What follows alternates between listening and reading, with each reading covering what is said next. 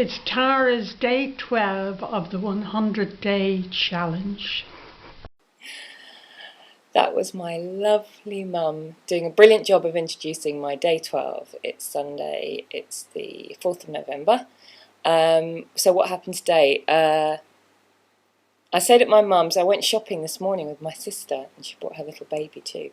And so I got some kind of little craft packs of blank cards and envelopes, so to start on my little charity project, making some cards, just trying that out. I also, when I got home, got this in the post, web accessibility. I don't know if you know what that's about, but I design websites, and I'm very much on the design side, how the things work, rather than the technical side, which is all the complicated code that goes behind making things work. But there is a kind of a bit of an overlap, and web accessibility is about, well, I'll read it to you. The power of the web lies in the fact that anyone and everyone can access it, and this should extend to users with disabilities, visual, oral, physical, speech, cognitive and neurological disabilities. So I don't know if you've ever seen anyone who's blind using a reader to use a website, but it's incredible.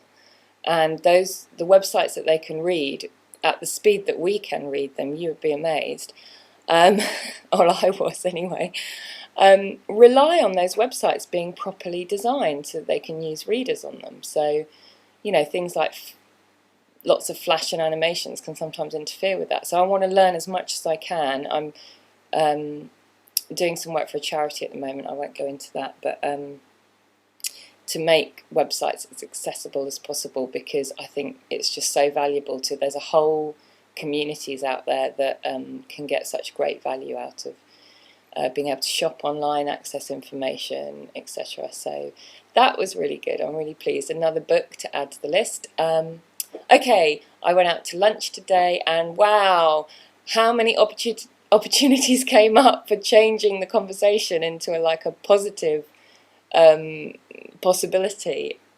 Yeah, so I did. I had a go, and that was good. This stuff certainly makes you notice the energy that other people put out, and what's going on for them as well. So that's interesting. I've got a question for you before I end with my little movie thing.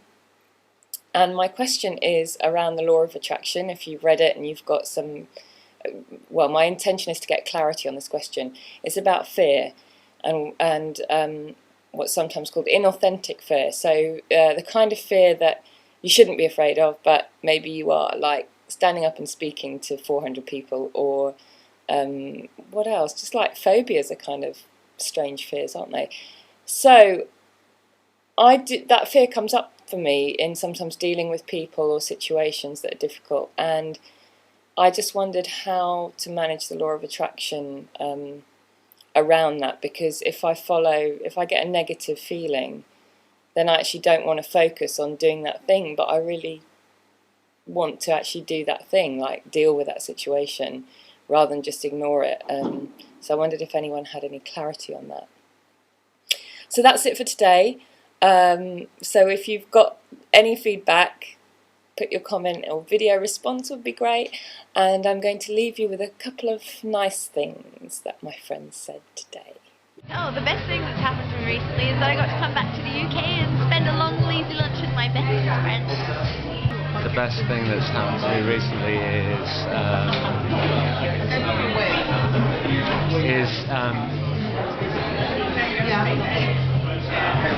getting back to acting. Getting back to acting. Right. In the last year.